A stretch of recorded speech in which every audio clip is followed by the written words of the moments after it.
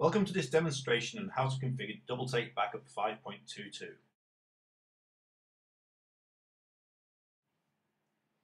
We'll start by launching the backup console from the Double Take console.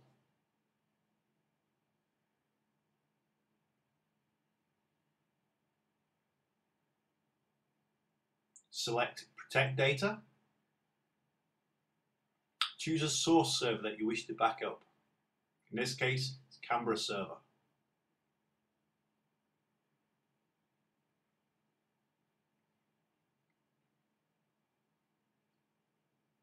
Select a backup repository server to use. In this case, it is Head Office DC, and you need to provide the necessary credentials to log on to that backup repository server.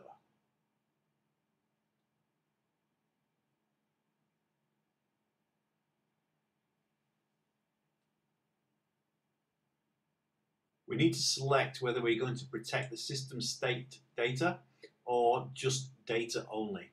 In this case, we're going to protect the entire server, but we're going to deselect one or two folders we don't wish to back up.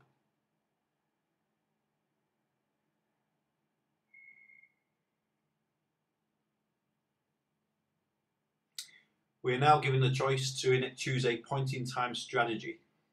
Enable scheduled snapshots, which can be as frequent as every 15 minutes, or daily, or hourly. We'll leave it at 1 hour.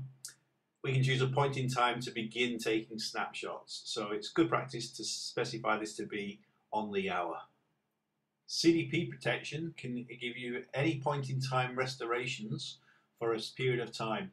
7 days is selected as a default. Choose an image location. Review the protection summary. Here we can set transmission options. We can enable compression, 3 levels of compression. We can choose to limit bandwidth, either using a fixed bandwidth limit, or we can schedule bandwidth limits.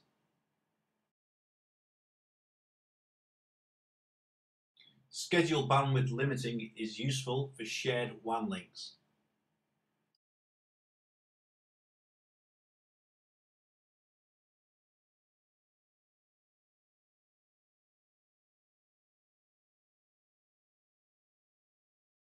For now, I'll leave bandwidth limiting disabled.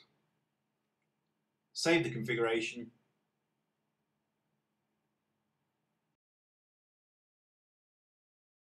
Email notifications can be enabled, specifying recipients, mail server setup, username and password, etc.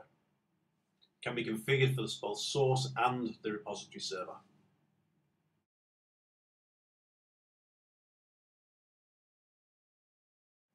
File level deduplication can be enabled on a per volume basis.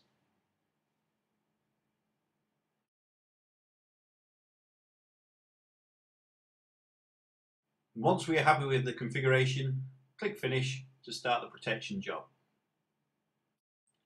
Double Take Backup will connect to the source server, it will connect to the target server, it will create the replication set containing the information we wish to protect, it will create the connection between the source and the target server, and it will monitor the backup process.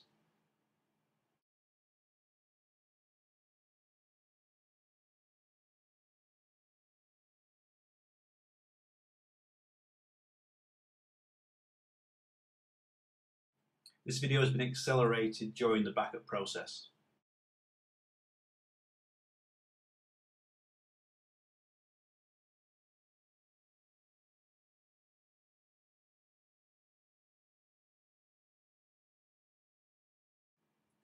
We can observe the progress in the backup console. We can also see how much data has been transferred. Notice a considerable amount of data has been skipped. This shows you Double Take's capability to allow you to pre-seed data to save you having to transfer all of your data over a WAN connection.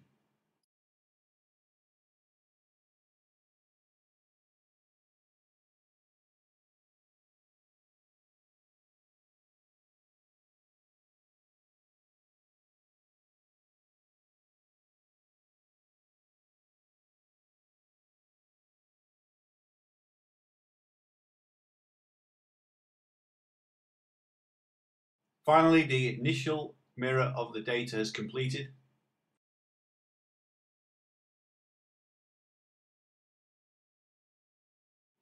It is possible to invoke manual snapshots at any point in time, which will give us an additional point in time we could recover the data from.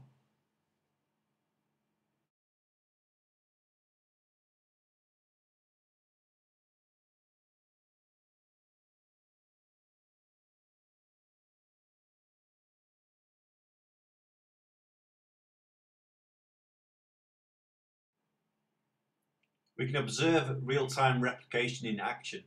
If I connect to the backup repository server, the location where we are storing our backup image, and also connect to the Canberra server,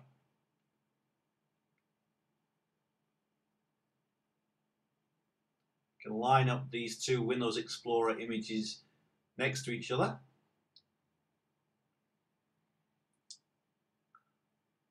I can browse the C drive of my backup repository server, showing me the live replica of the Canberra server.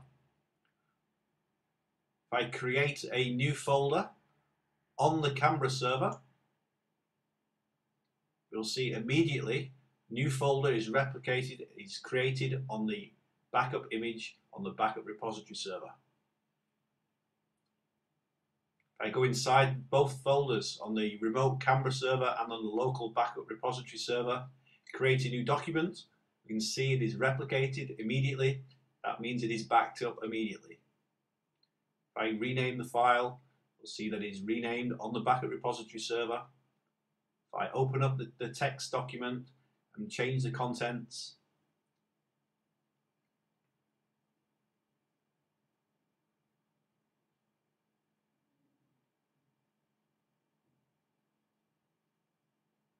save that file, open up the replica copy on the backup repository, we can see the data has been transferred in real time.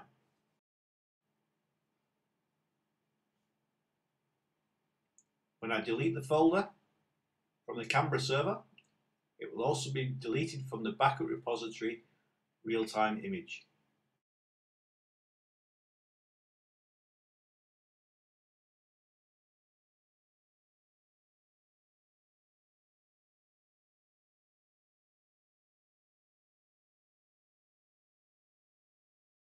It's possible to restore data from a previous point in time, either using the recovered data option or the view point in time option.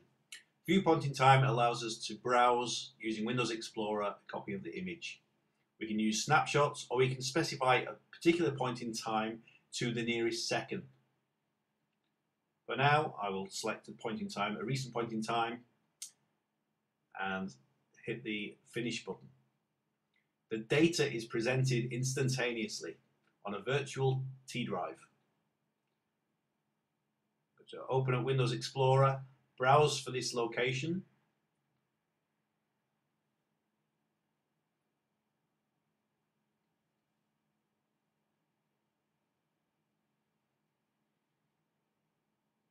I can see the Canberra server C drive as it was at that point in time selected. I do have a text file here which updates every minute, and we can actually see 7:57 p.m. The point in time I'd selected was actually 7:58 p.m.